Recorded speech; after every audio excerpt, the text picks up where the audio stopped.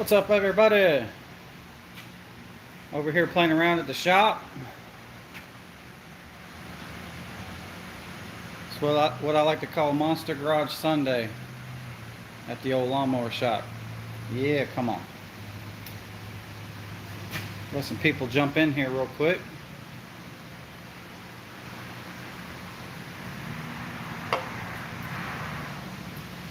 Let a couple more people jump in here and talk about what I got going on over here. What's going on with frostbite? Alright, we got a few people up here. What's up, everybody?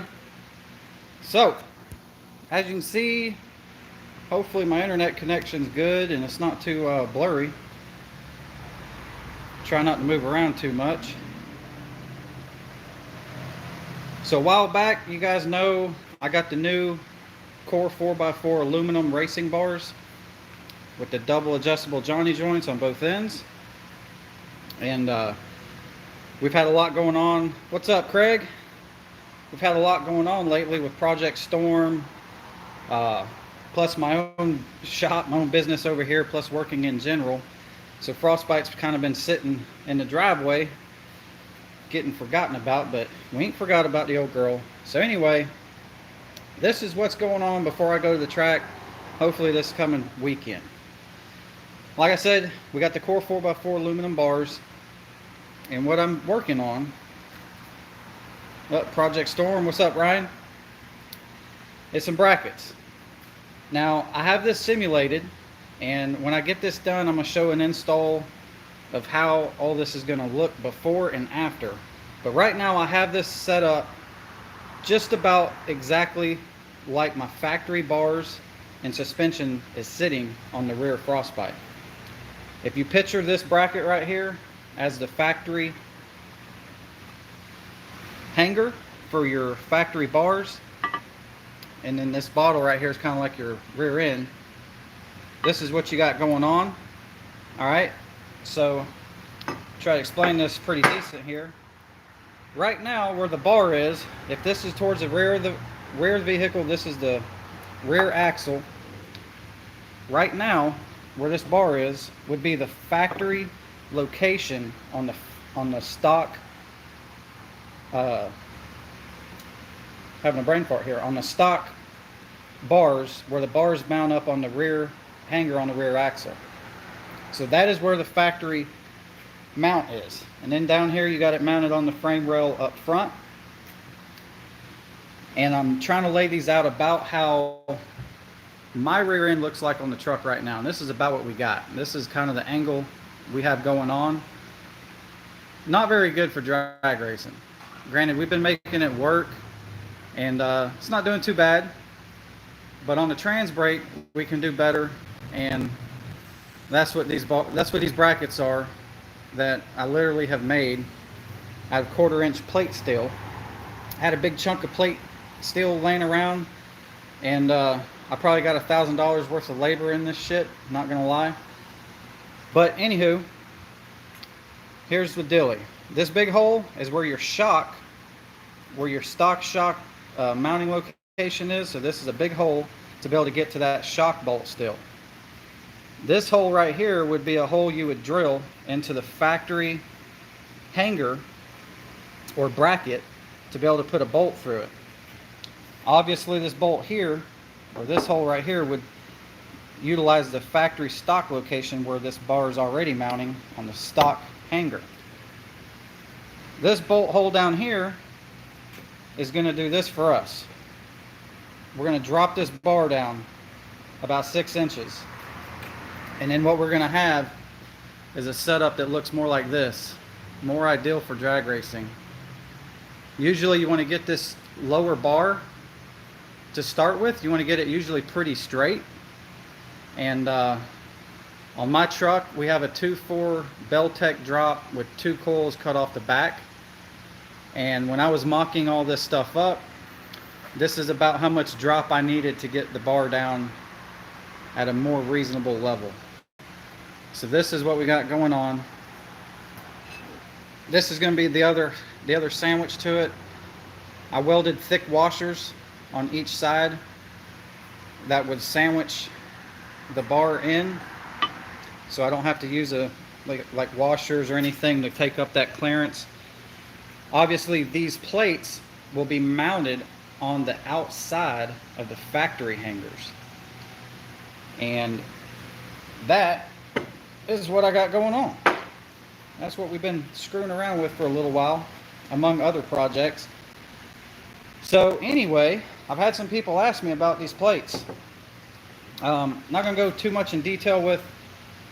I was talking to a guy that actually made some of these plates similar to this. He makes it a little different, where on the factory hanger they have like a rolled lip, and he cuts a big slot down here so that it will slide over that factory lip. I'm gonna cut that lip off of the factory brackets to where this will sit flush on those, and it still has a lot of material here. These will be able to bolt on to your factory axle hangers.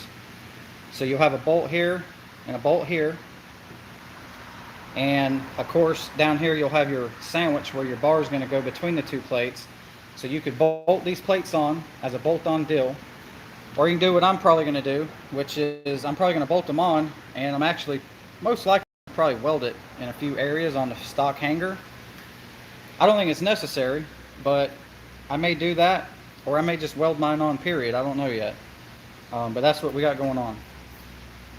A lot of people's been asking me about these plates from the last video I put up, where they can get them. Well, I think I'm going to probably make some. Obviously this set's going on frostbite. I've been trying to get a hold of like some CNC shops, some metal fab shops around here, and I've been talking to them. Problem is they're so busy and backed up with making other stuff because of the whole virus thing still. A lot of people's having to get parts made because nobody's making parts for shit. So all of the metal shops are backed up. So my idea is, once I get this done and I test it on the track, I get some good licks on it, I feel good about them, I'm going to most likely sell some of these plates. I'll get them made, I'll get them cut out where they actually look a little better.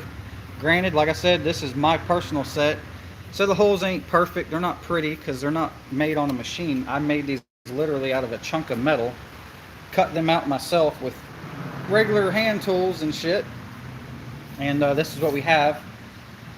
So hell yeah, that's the plan. But if you're interested in some, I'm gonna have some made. I'll have some built after I get some testing done on it. I don't want to make anything and sell anybody anything yet until I test it and see how I like it and how it works on frostbite. Generally speaking, I'm kind of thinking on the trans brake, I'm hoping that this will get a lot of the suspension straightened out. We also put on double adjustable QA1 shocks along with these bars, these plates, to get my bar down where it needs to be down here. I'm kind of thinking we should be able to pick up at least a 1/10 in the 60 foot.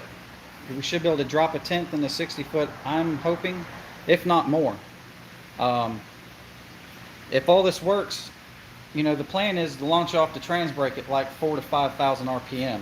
I mean, absolutely hammer the bitch off the line. And if we can do that, I'm pretty sure we're going to drop more than just a 1/10 with all this stuff we got going on. But it's all about being able to drop the hammer at a lot of RPM and it be able to hook and take it. So we'll see how it goes. It may take a tire change. We're going to test it on the same tires we got on the truck right now, but that's it. So again, like I said, they're not ready yet, but if you're interested in probably getting some of these things, these are going to pretty much work on all the Ram trucks that will be mostly lowered trucks. You're talking, you know, a Beltec 2.4 drop or anywhere from a 4 to 6 inch drop. These brackets are going to work for you, whether you have the core 4x4 arms that are adjustable or your stock factory bars. The holes I have drilled actually line up exactly perfect from here to here with my stock bar. to be able to drop it down if I wanted to continue to run the factory bar. And then this is the lowered version core 4x4 bars. And this bar is completely collapsed, as short as it will go. And this is exactly how long the factory bar is currently on Frostbite, as I've already checked them. It's exact length. So again, these plates should work for anybody that's dropped between 4 to probably 6 inches, and it should be able to get your lower bar down a little bit straighter, and get rid of this mess right here when you got a lowered truck and you end up with a bar that looks like this. So yeah, that's the dilly. Other than that, guys, stay tuned. We have video dropping tonight for Project Storm. This will be part 2 on the Torque Storm Supercharger on Project Storm. And we got a lot done in that video. Not much more to go. We still got a few things to button up, and that truck will be pretty much done. So again, that video is going to drop tonight. Stay tuned for that video. And as always, guys, stay safe out there. We'll see you guys on the next one. Peace.